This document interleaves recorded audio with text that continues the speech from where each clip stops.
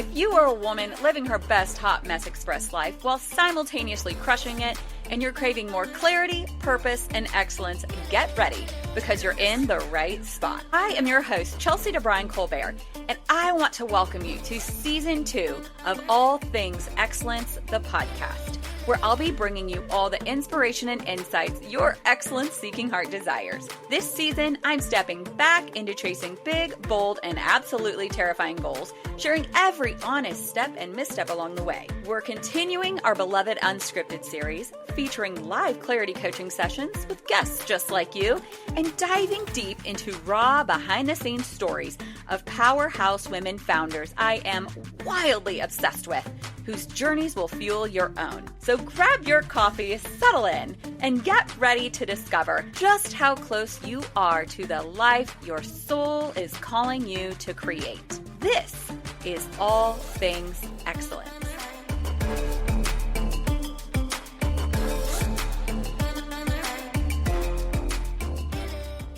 Hey, All Things Excellence fam. We are back today welcoming Beth for an episode of Unscripted, where we are coaching live and recorded. I always say this is like the vulnerability hangover times 10. We can change your face and we can change your name and we can not change your face, we'll hide your face. And so today,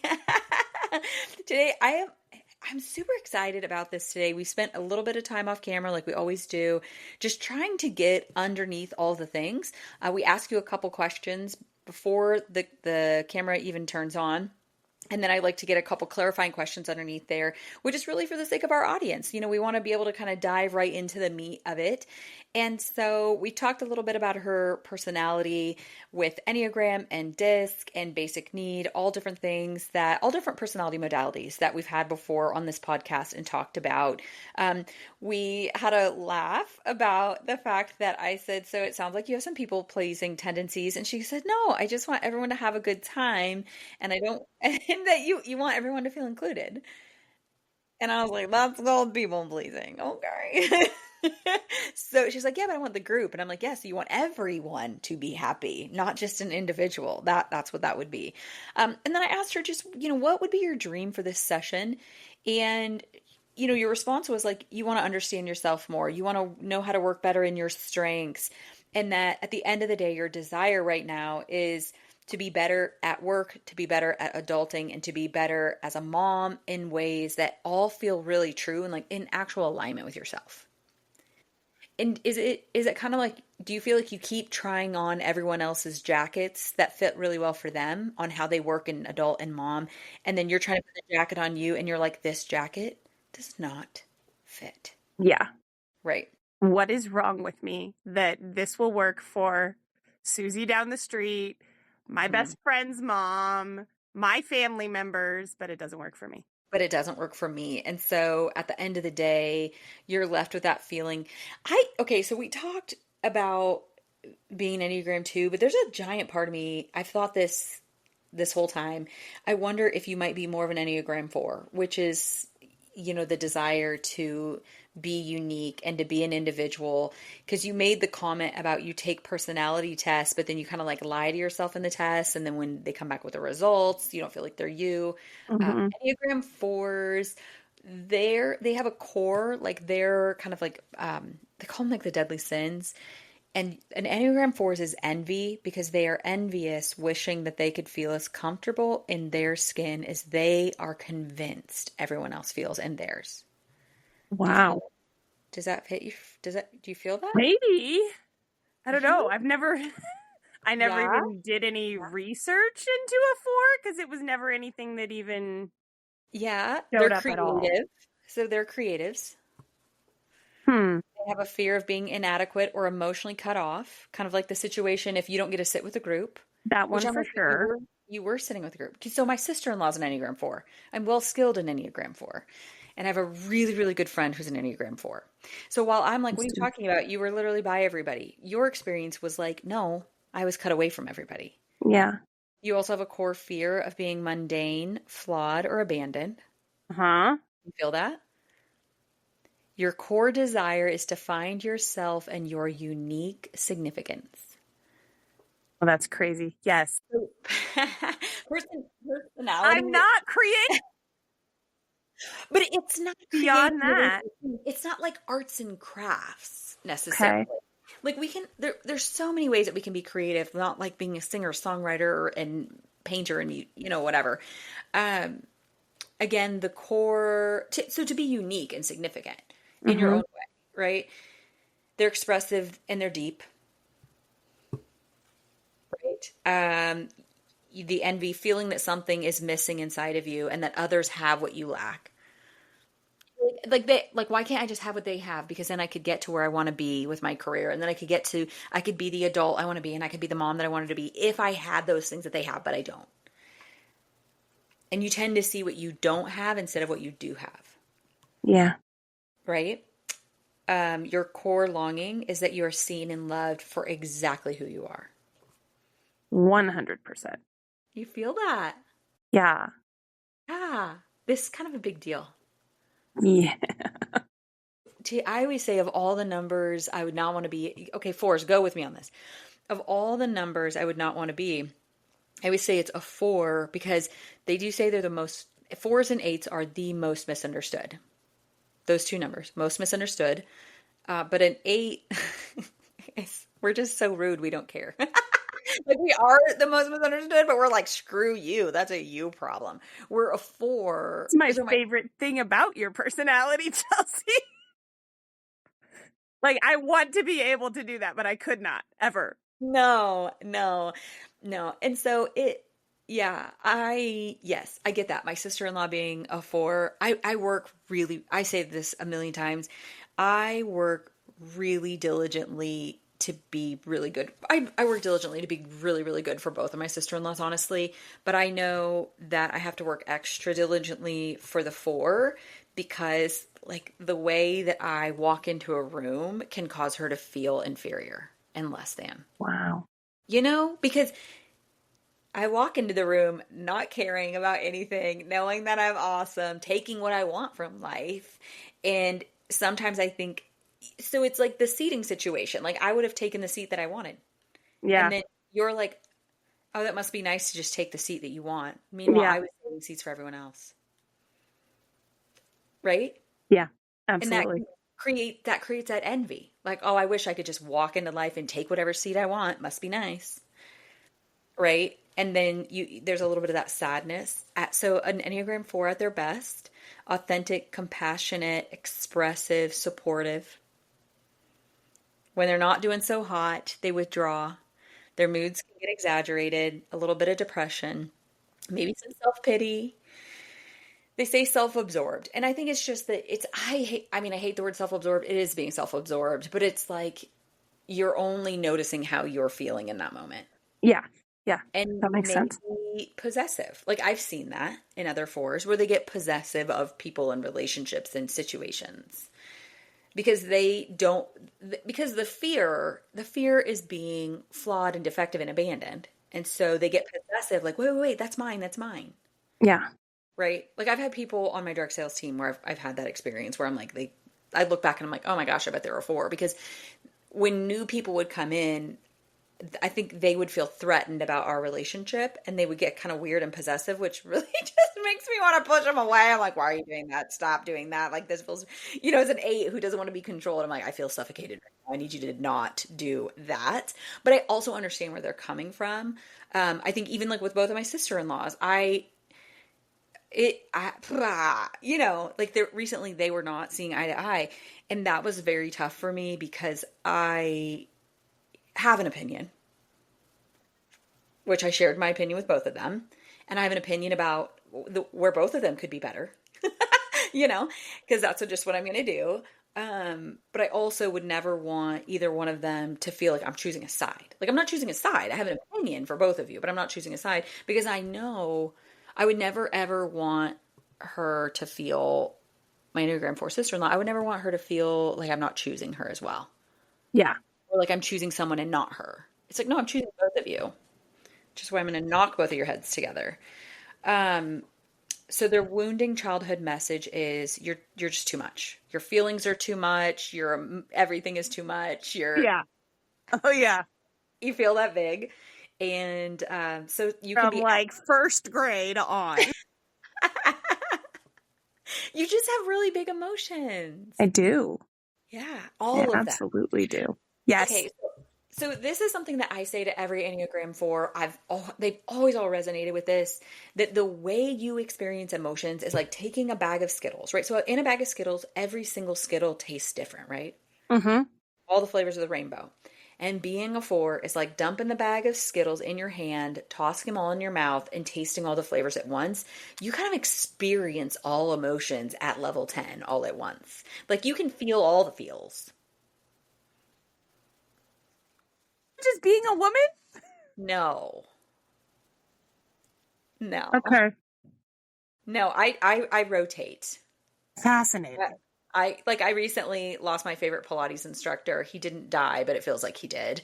And I was in shock, and then I was in denial, and then I was pissed, and then I was sad, and then I was confused because I'm like, now I don't know what the hell. But like I took a day. And sometimes I can move through the emotional cycle, in like Yeah. 30 minutes or 5 minutes, but I choose one emotion at a time. Like I don't, Yeah, no. Mm-mm. yeah, maybe at most I would say two. I hold two emotions at once. But do you feel that, right? Like it's like you experience, yeah, you are tasting all the colors of the rainbow at once. Yeah. Yeah, yeah, yeah, yeah. Okay. So some conflict activators for you can be being asked to do something contrary to who you are or your values, anything that evokes your struggle with envy, not being seen as unique or special, like set apart, right? And not being valued for your unique contribution.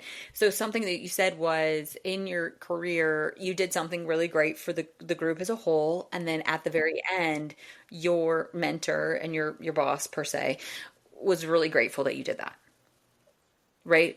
So, what would have set you off is if she didn't seek you out and say, thank you so much for doing that. It would have, yeah, it would have definitely. I You mean, wouldn't, you would think that that would make me second guess doing something like that again, but it wouldn't. It would it just would. be like, really? I did all that and nobody even noticed? Uh-huh, uh-huh. So you definitely like to be noticed.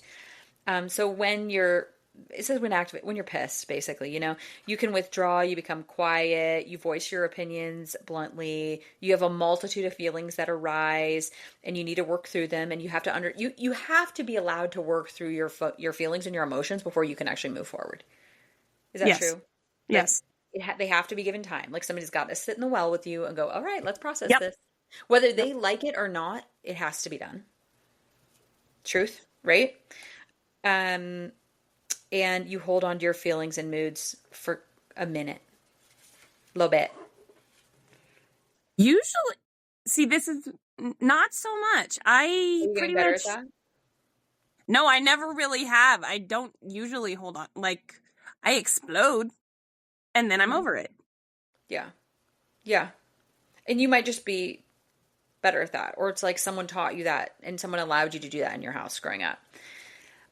How to get along with you, affirm, appreciate, and encourage your uniqueness. Tell you you're special and you bring a lot of value to the areas of life. Like Hmm. significance is probably pretty high for you. So type fours, they struggle with the emotional core of struggle is shame, and your desire is significance. Like you want to be seen as someone who's making a difference in other people's lives. Yes. Inspirational, significant, like an influencer, not like an influencer on TikTok, No. but an influence, right? You want Yeah. to be seen as an A influence. world changer. Yeah, like somebody Yeah. comes up to you and they're like, "Oh my gosh, because you inspired me and I did this." That would be big for you. That would be huge. That would be so huge, right? Okay. Recognize you have good intuition. Realize that you might not always want to be cheered up. Like, let you have your feels. Yeah. But you might not even know that. Like, that it means a lot when someone allows you to be really happy when you're happy and melancholy when you're not and sad when you're sad. And then please do not insist that I'm too sensitive or overreacting. Like, how to get along? You just like let you have your feels. in the full spectrum when you need to have them. Because how can I not overreact? Yeah. It's not Yeah. overreacting, it's just reacting. Okay, so here's the deal. When a 4 is under stress, they actually go to the Enneagram too. And I think this is what happens when you get in situations where you go into the people-pleasing mode, because when you are stressed and in a stressful situation, you go to that too, where you are the helper, but you go there in a mid to low health way. And they say you can become over-involved and clingy. You might try to manipulate others to make sure they love you, and you believe getting attention from others will replace your loneliness. And so it's like being seen, being included helps you to not feel so lonely. Like Okay. so it's your people pleasing, people helping, whatever you want to call it to feel good. It happens when you're stressed. Yeah, that makes sense. Okay, that makes sense. Okay. So when you feel safe and secure in your environment, you go to the 1. So here's what's really, really great to know. This is a great thing. So basically, y'all, she came on here just being like, how can I be less of a shit show, and how can I get my shit together and kick ass and take names at life? Is that fair? Thanks, Chelsea. Yeah, that's a Right? perfect. Yeah. Right? Like that summarizes it really hot and fast. Yes. Here's the thing. The desire for that is incredible, because as a 4, when you feel safe and secure, you go to a 1. Well, a 1 is the perfectionist, but you go there in a great way where you have this ability to create structure and order and systems, but only when you feel safe and secure. So it can be you feel safe and secure in a relationship and you have great boundaries. You feel safe and secure in your marriage and you have like great boundaries, great structure around you. You feel safe and secure in your role and your identity of being a mom, and you have great boundaries and rules with your kids. So what happens when I don't feel safe and secure? You go to the 2 and your boundaries suck and they go to the basement. So the basement version of you is an over-helping, people-pleasing shit show.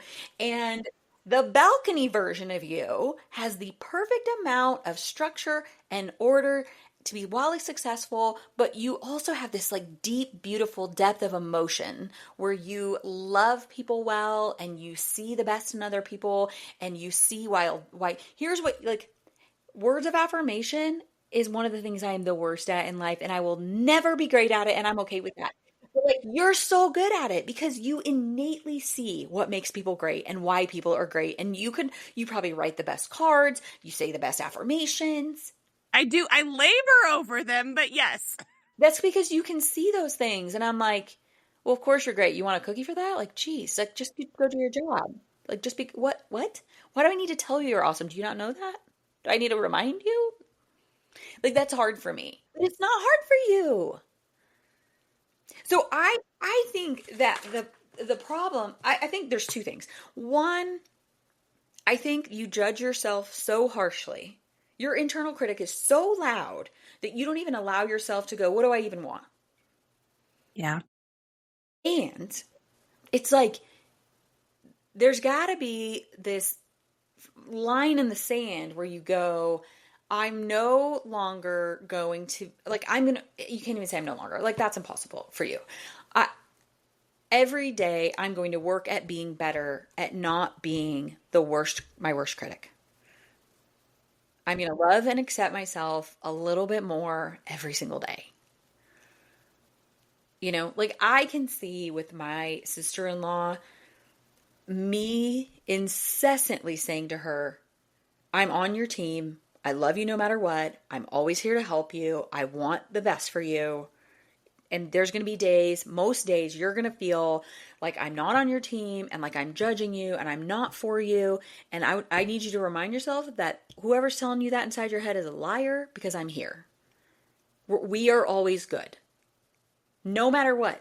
Because even if we're not good, I can reconcile that within myself. We are always good, right? And so I had to really drill that into her, which makes me understand where you're coming from even more. Because I know that's not innate. Like, innately, you're like, let me show you all the ways I suck at life and why I can't be successful. Yeah. Fair? Yeah. Super fair. Super fair. Okay.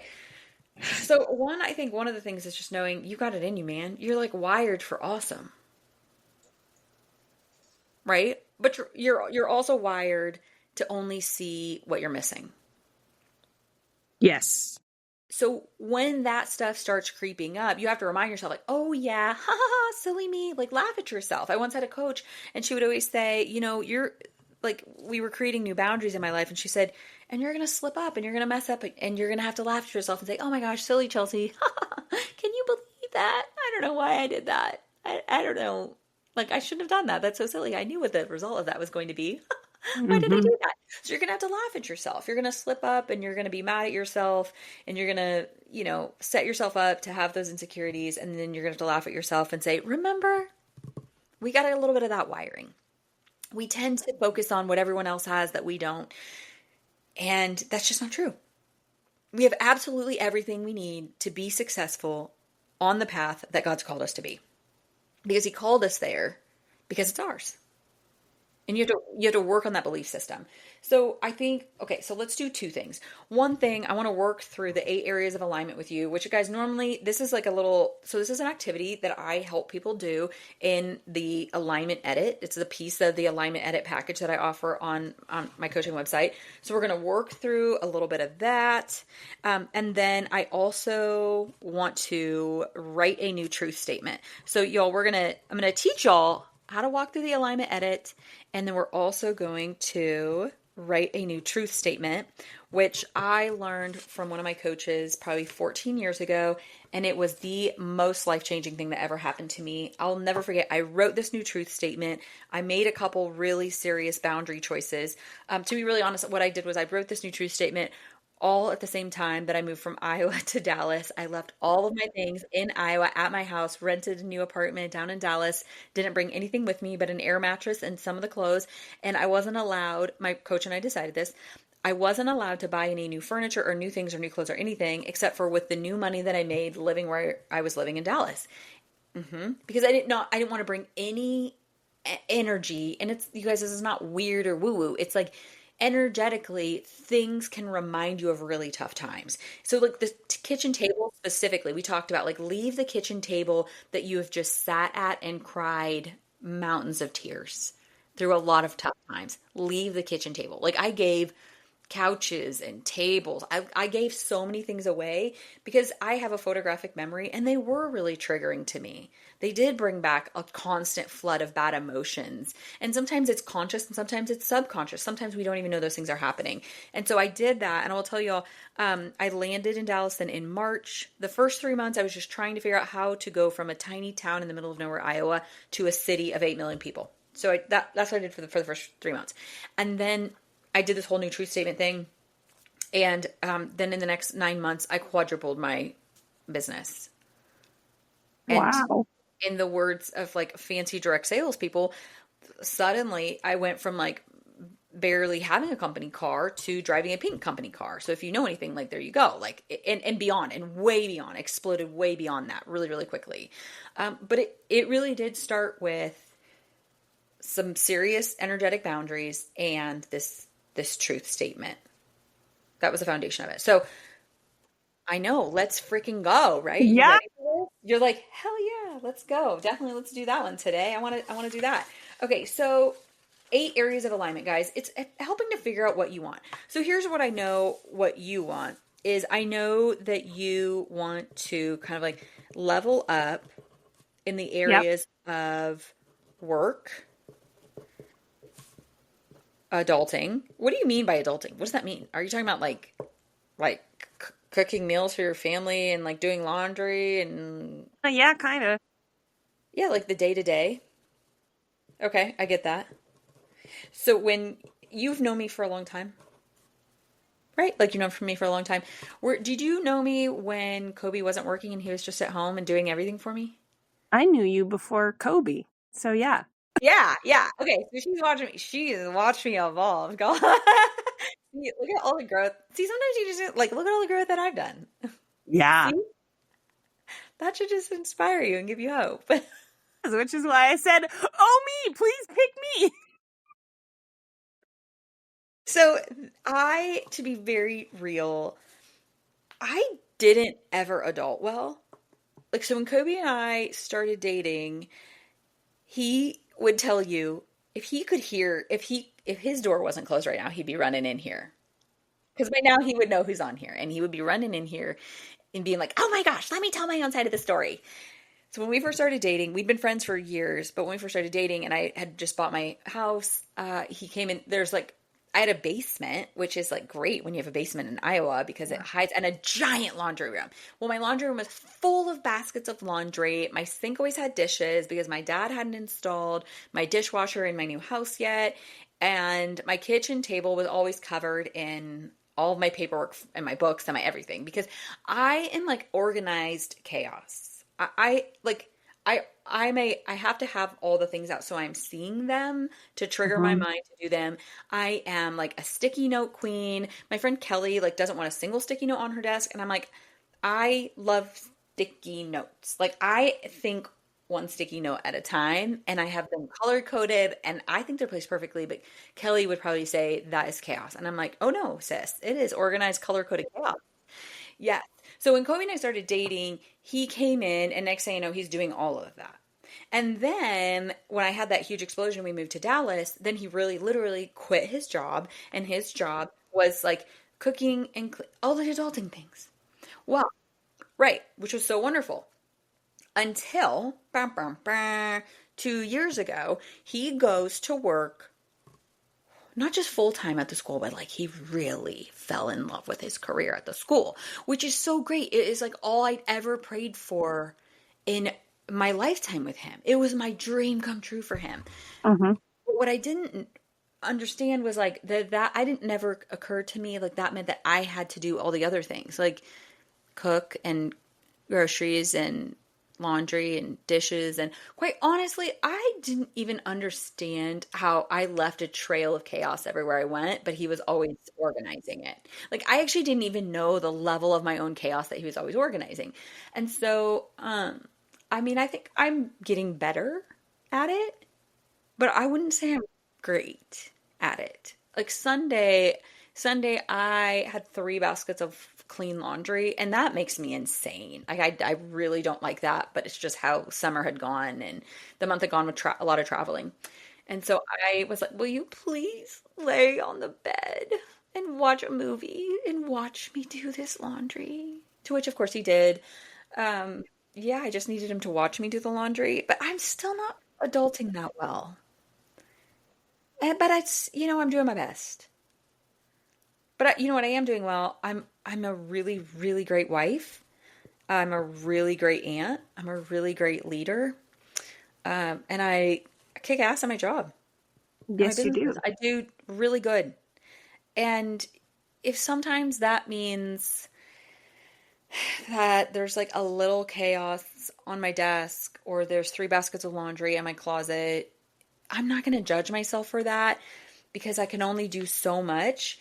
I mean, I definitely am going to hire a house manager, though. That's like number one on my goal for the year is to have Mhm. somebody come to my house 3 days a week for 3 hours, Monday, Wednesday, Friday, 3 hours, and just fix that.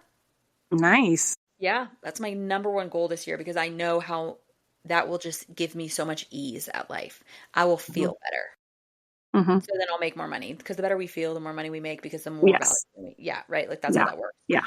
So I do Well, know and you'll have more mental space to so much more mental do your space. So much business. yeah. So a little bit of that, tell you all that story to go. I haven't necessarily always, I don't, yeah, that's not an area where I innately win, but I'm okay with it. I accept that, right? I just accept it and I'm okay with it and I kind of move on and I implement systems to do my best. Like I have a rule that I'm always supposed to be doing laundry on Monday, like linens and laundry on Monday. Um, and yeah, like tiny little weird things like that that are rules that I implement to keep with myself. And then when I travel too much, then it gets off, and then I end up with 3 baskets of laundry. That's kind of how that happens. So that's the goal, guys. So the first area of alignment is called Selah, which is just kind of it's heaven on earth. It's like daily quiet time with yourself. So I would say like, how do you want that to look, or like how do you want that to feel? So it could be, I don't know, like So for me, I put like daily quiet time. I want to go on a monthly adventure, and quarterly, I need to get away for 3 nights to just, you know, sit with myself. I like a schedule that feels productive and free. Like Selah, Heaven on Earth, that ability to go to the Kobe's games at his school when I want to go. So it's like the goodness of life. So what does that look like for you? No idea. The joy of life. Okay. So a simple joy. What is a something in life that's a very simple joy that you either, it's like a non-negotiable. It's like, I just want this simple joy in my life. I mean, I can think of like moments, like when we take the kids out on the boat and we anchor off somewhere where nobody is and they're Mm, splashing in the lake and I'm just laying sun, the water's splashing up on me. Matt's holding my hand. There's some kind of music in the background because he can't stand not having music in the background. yeah. Um, like that would be like That's Selah. That's that heaven on moment earth. is, yeah. Yeah, that. Okay. So But I don't know this what that would alone, look like day to day because I can't obviously go do that every day. yeah, but you know what? But that's really great. That right there. So it's how you feel in that moment. I also feel that every single morning when I sit on my patio for a minimum, I've got to be out there 20 minutes. And I'm just watching the birds fly around and I'm just listening to the absolute nothing. And I love watching the wind blow in the palm fronds. Like Mm-hmm. it's such a simple, simple joy. And I'm drinking my cup of coffee. Like no matter what, no matter how rushed I am, I make sure I get 20 minutes drinking a cup of coffee on my back patio, no matter how hot or cold it is. And y'all, it might be 120, but it also might be 30. But I'm out there. I've got shade, but I've also got a fire pit. Because it's that simple joy that's just like that. You know, like this Yeah. morning when I was out there, there was a turkey vulture flying circles around our neighborhood. And my little nephew, when he was just here on vacation, had this wild obsession with turkey vultures. Like he even wanted to buy the stuffed turkey vulture, which I don't even know why there's a stuffed turkey vulture. And I thought, in that moment, I said, oh my gosh, thank you, God, for that turkey vulture. Because it made me think about his obsession. And I laughed so hard to myself and just cried because I was so grateful Yeah. that I get him for a nephew because he's a freaking riot, you know? And so it's that, it's those Yeah. moments where it's the simplest joy and it's just that ease. And so it's thinking about that. So we at least have the moment on the boat, and just let your mind wander and think of other ones as we keep going.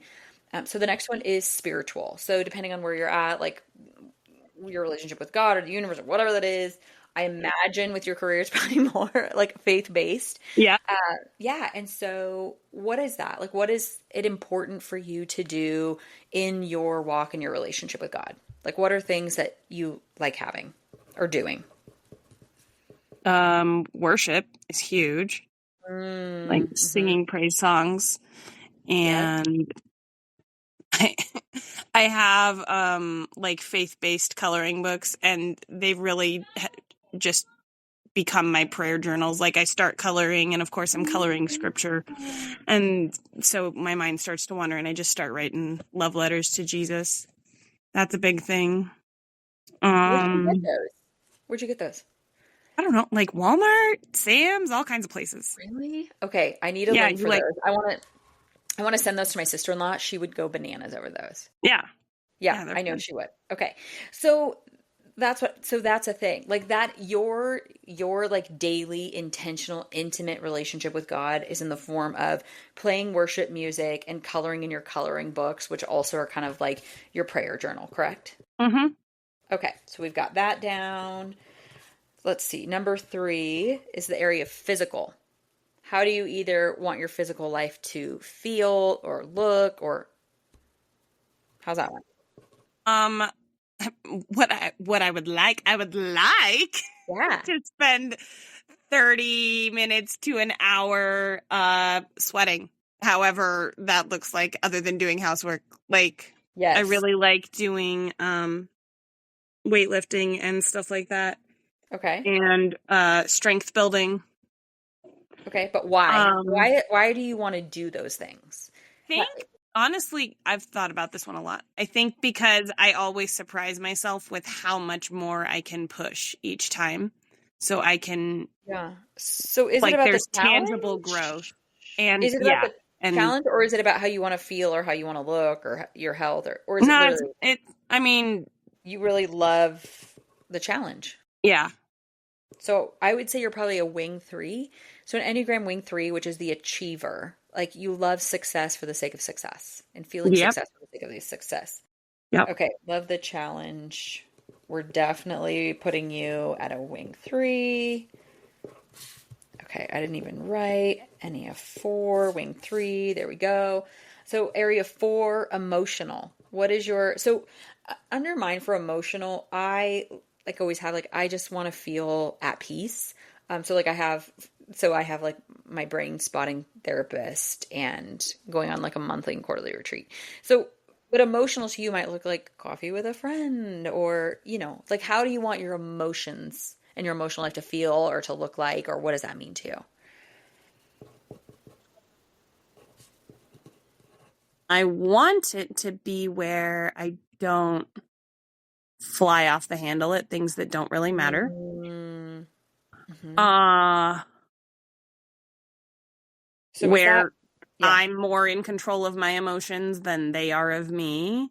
I was going to say, I wanted to say you feel in control of your emotions, but I'm like, I don't want to put that word on her, but Right. like it Yeah. is that. Yeah. Do you feel No. that? Yeah. Um,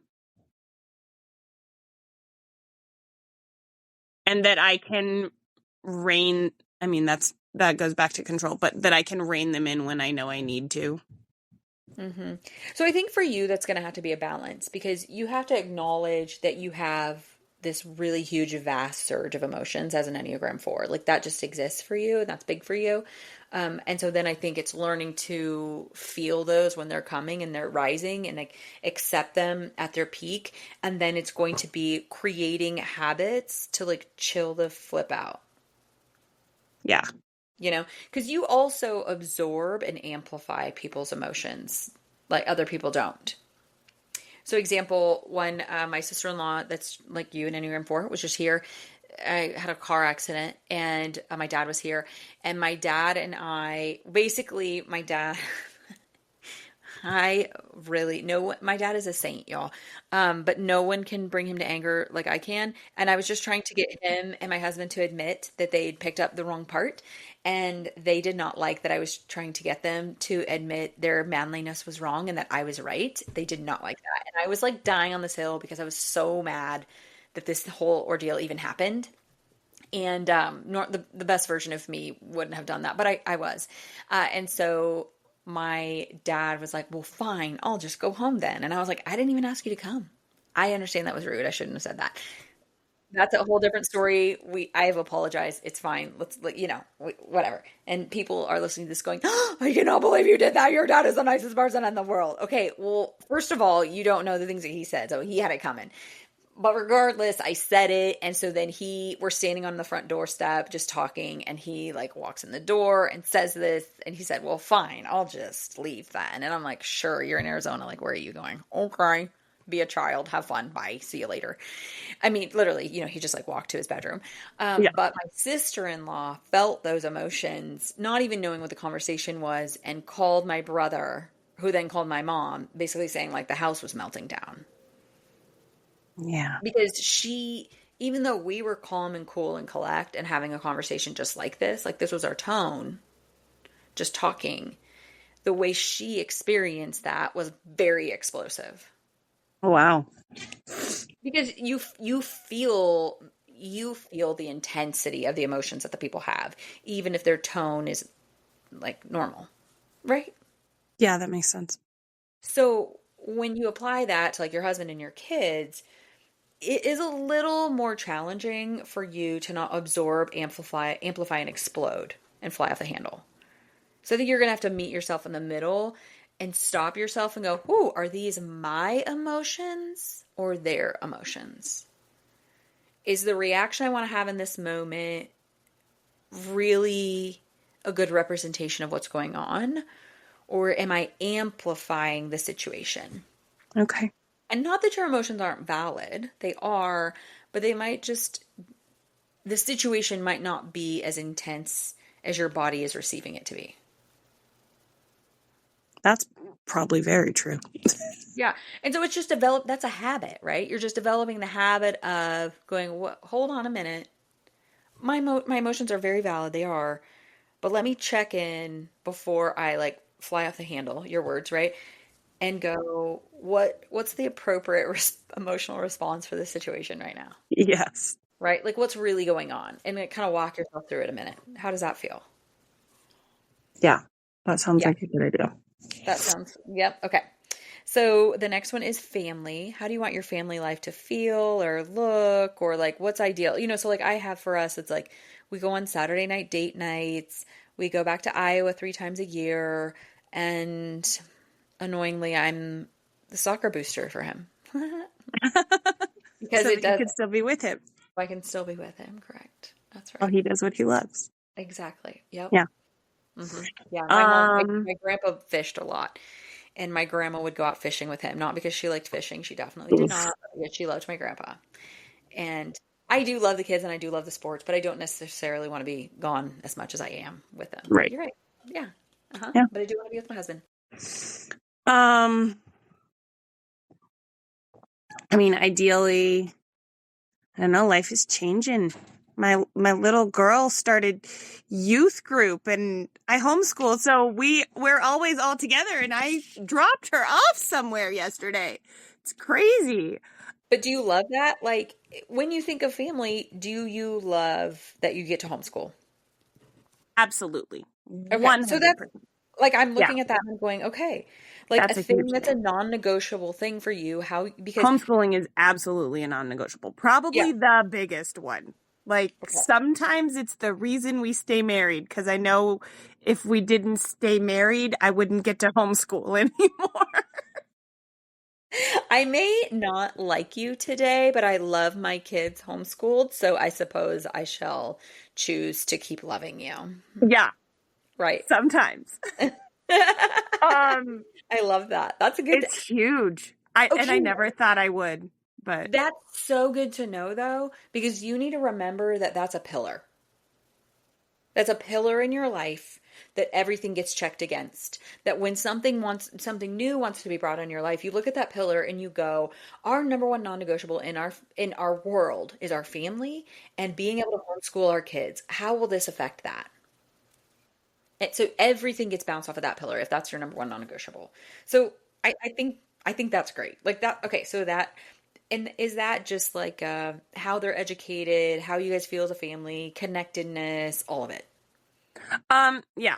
It's the flexibility to be able to well, one of the things is it's the ability to give my kids the Mm-hmm. experiences that I wish I had had when I was growing up. Like I was always super Mm. interested in the Oregon Trail and stuff, and I always wanted to travel it. And now we're literally making a plan to go do that. Just me and the kids, because we can. And it's a Um, very fun, unique experience. yeah, Yeah, yeah. like an Enneagram 4 would want. But Very fun, yeah, unique experience. life is meant to be experienced. And how can I do that if they're behind four walls, 8 hours a day, 5 days a week? No, thank Yeah. you. Yeah. Yeah. Okay. Okay. So it's the flexibility and giving your kids the unique experiences that you didn't have. Yeah. Really. Okay. Um, yeah. I love that. That's good. That's good. Okay. Let's talk about friends. What's important for you in the area of friends and how do you like that to feel? Mm. Is that mostly filled through so you're in direct sales? Is that your primary friend group or where's your primary friend group? Like, where do you feel like your friends are? It's You're like, growing yeah, in my business with like other associates. I don't know what yeah, word to yeah. use. Coworkers, we'll call like Um, coworkers and stuff. Yeah, yeah, because we're yeah, not like coworkers, but yeah. Um, Indirect so sales, people on your I'm getting team. some stronger friendships there, but honestly, Yeah. my best friend has been my best friend since high school. Hmm. Okay. Yeah. Um, And I think that's great. So do Yeah. you feel And good then in there's my that friend sisters. category? So you have a best friend since high school Yep. and you have sisters? Yep. So that friend category, like how important is it to you that you get to spend consistent time with them? Like what does that look like for you? Being able to More spend time. important to me than it is to them. Yeah. Um, It just looks, here's the it's thing I'm going to tell you, it looks different. yeah. How it looks to them to feel good and connected to you and how it looks to you, it's just different needs because you guys have different needs. Yeah. Yeah. Yeah. What would be your So, most ideal?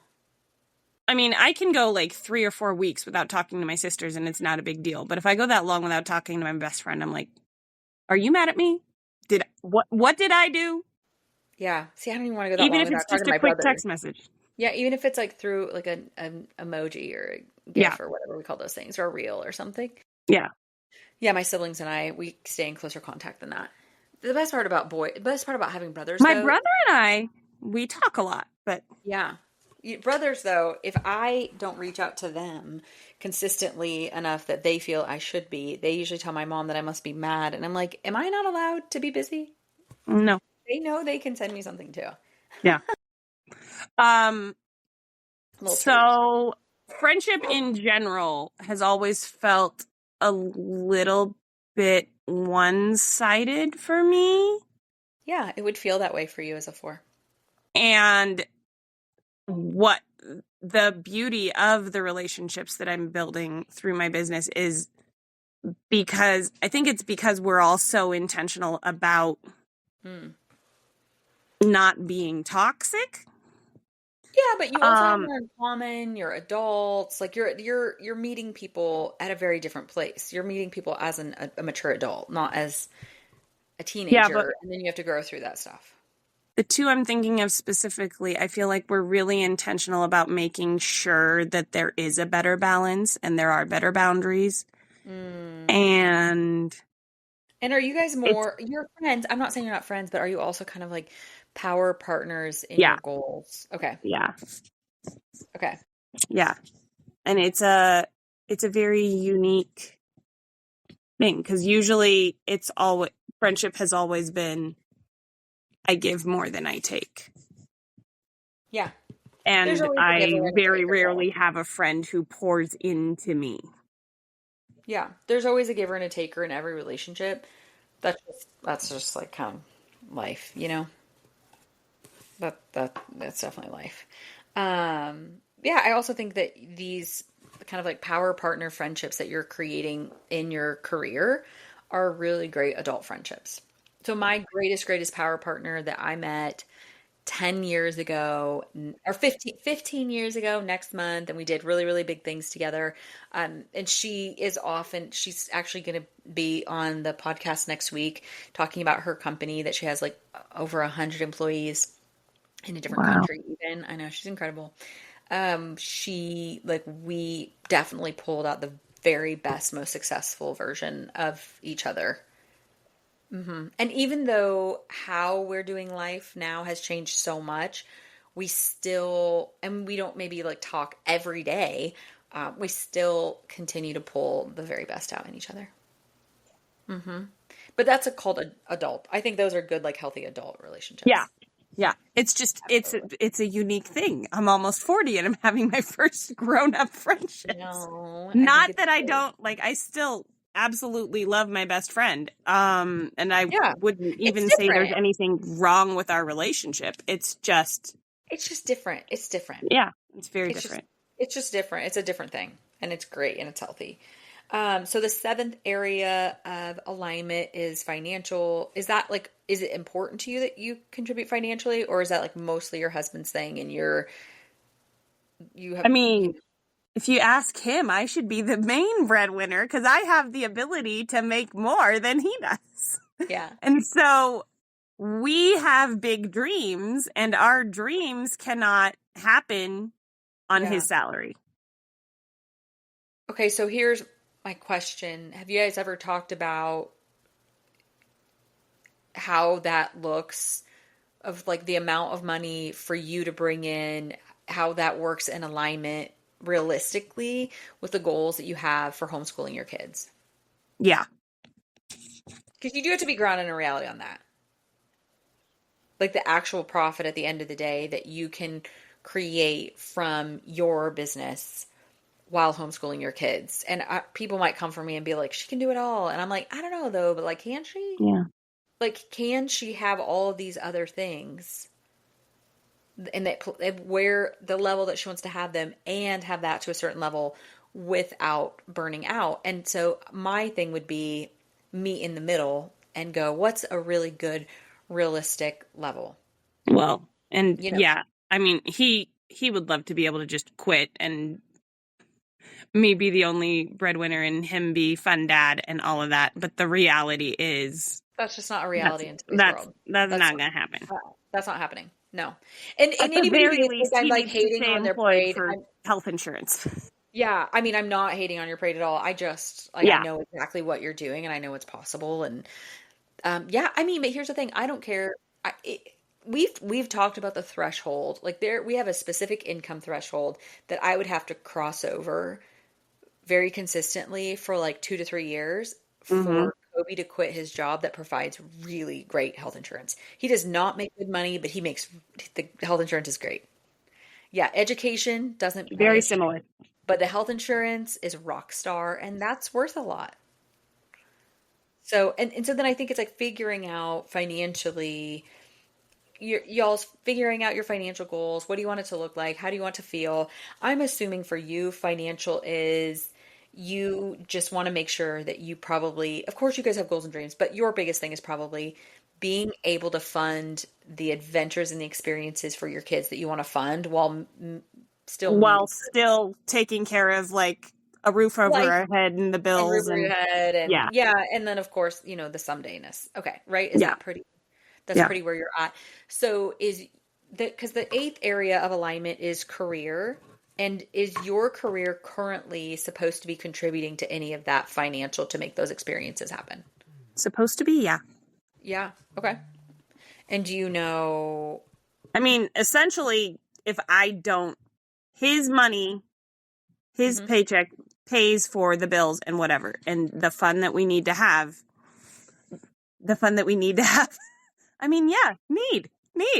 The fun that we need to have comes from me. So if I don't work, we don't get to have as much fun.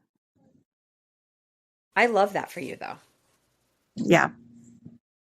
Because if you can stay solely focused and connected on you don't want to live the life of when we get there, then we get to have the fun. It's the building in the systems and the structure into your life that we take these 8 areas of alignment, we take the plan your week sheet, and we bring the two of them together and go, what is realistic? How much downtime do you need? So now, you guys, what I'm going to do, we've like hit kind of a tiny limit. And so I'm going to work with her a little bit off camera, but guys, this is where we're going to go with this.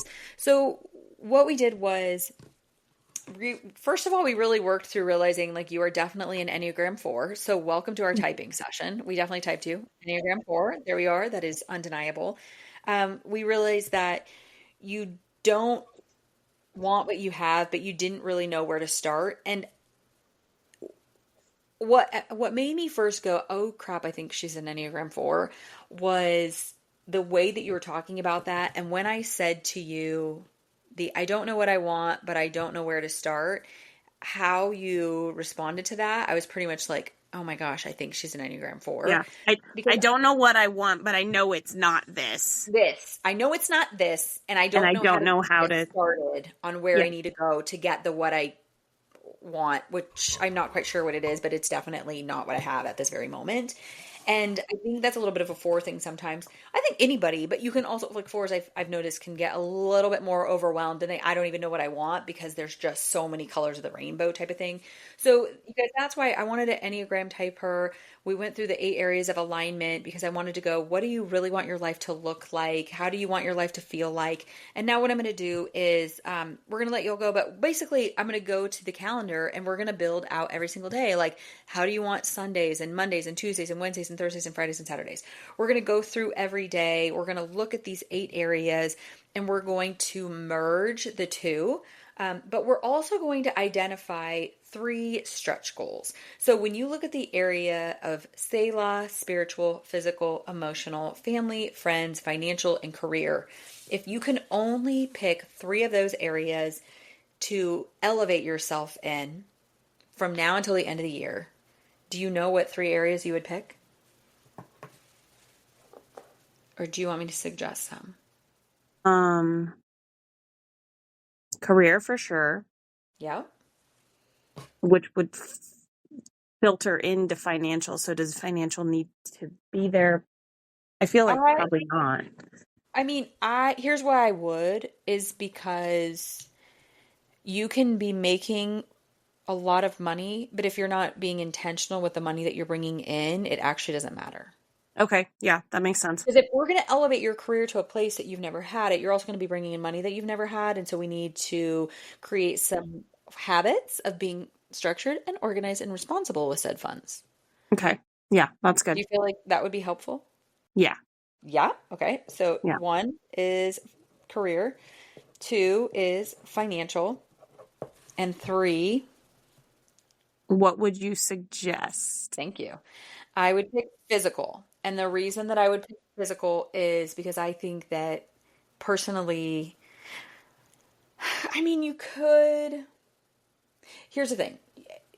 I think a lot of people would say, well, like, what about emotional, right? Like, she needs to work on like her emotional processing. But my thing is, I think sometimes the best thing that we can do is get a hold of a place like physical where you can have easy wins because I will also want to increase your self-esteem and your Mm-hmm. self-trust. And Mm-hmm. a quick way to increasing self-esteem and self-trust is to pick a physical goal because we can pick something easy where it's like 5 days a week, you have to move for 30 minutes a day. So I don't care if it is 9:30 at night on a Tuesday and you haven't gotten your 30 minutes in for the day, go walk around the block. Right. Go like put on some Zumba video and do Zumba or whatever. I Turn don't on, care. yeah.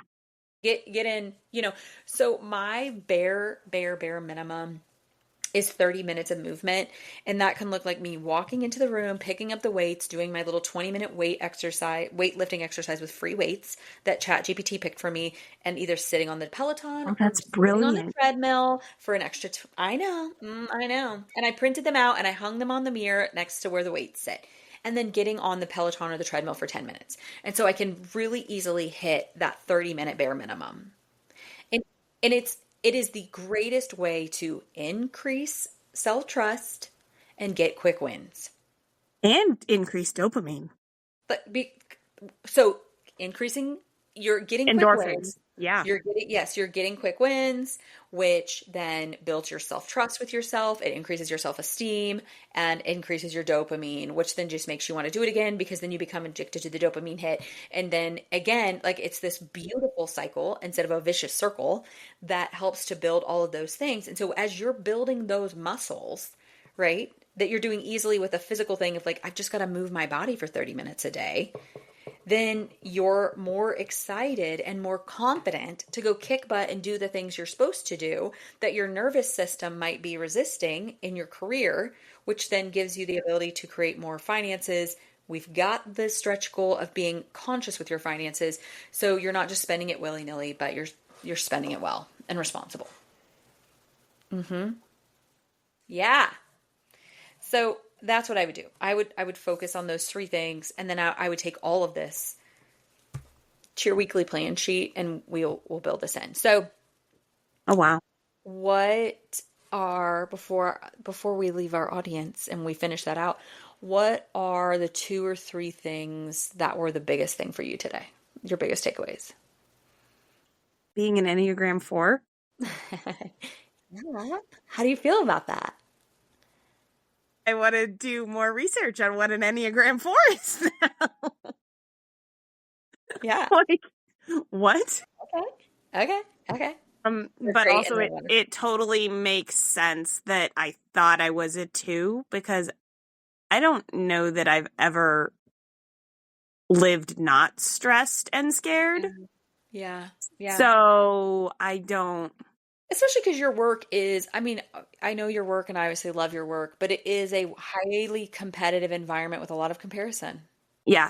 it's stressful to someone like you, and so you're constantly feeling inadequate and stressed, and so you've got to like meet yourself in the middle and find some security so that way you're not in the over people pleasing, over helping, but in the best version of yourself that's And then creating the really other great picture. sticky outy thing was, yeah, that really I am a people pleaser or a How she recovering one. Oh my gosh. And she's like, I'm not a people pleaser. I just want everyone to have a good time. What the hell do you think people pleasing is? Like making sure everyone else is happy. I'm like, put your own damn mask on. I What? don't know. Holy heck. That was funny though. I do wish we had that recorded because I was like, that's people pleasing. Like Eh? textbook definition. Yeah. So that was great. How do you feel now having talked about these 8 areas and talked about what you want in them? Do you feel overwhelmed? I feel like I need you to send me your notes so I remember. I will send you my notes. I will send you my notes. How No, I think we definitely found some. You helped me find some things that I didn't realize are, what did you call it? A guidepost or a pillar. a pillar. Yeah, they're Yeah, pillars to design your life yeah. around. I Yeah.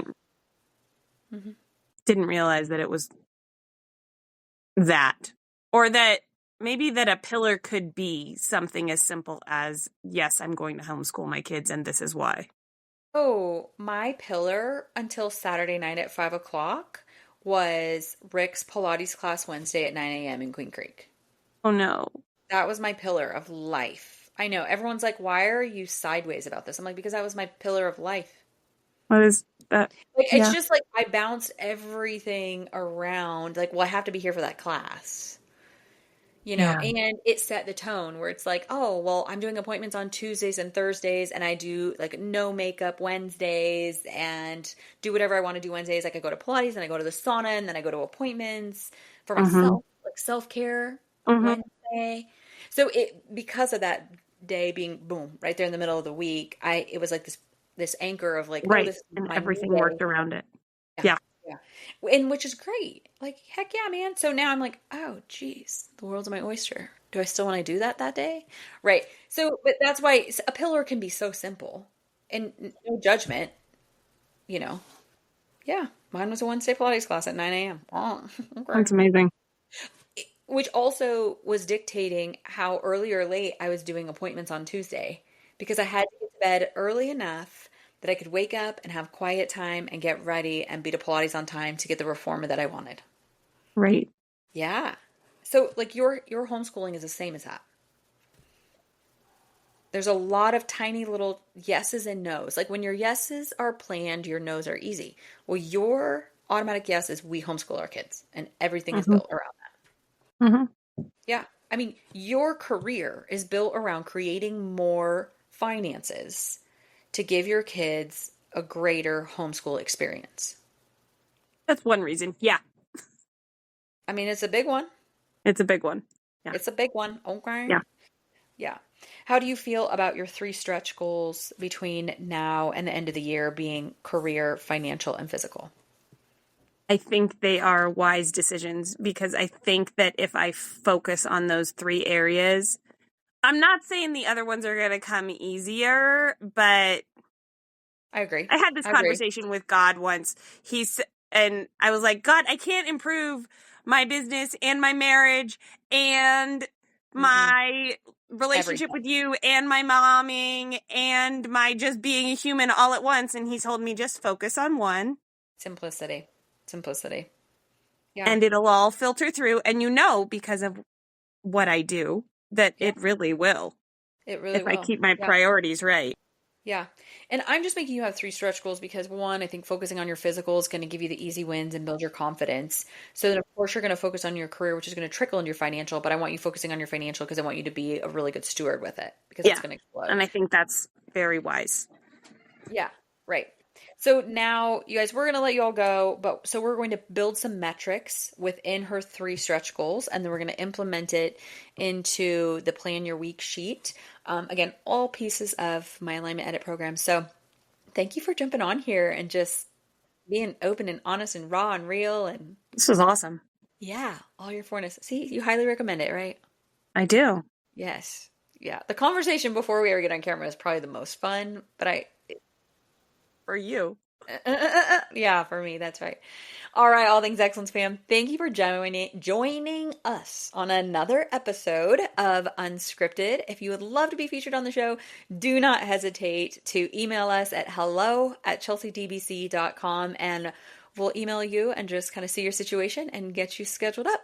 Thanks again for listening, and we will talk to you next time. Thanks for listening to All Things Excellence. If something landed with you today, I'd love for you to follow the show, share it with a friend, or leave a quick review.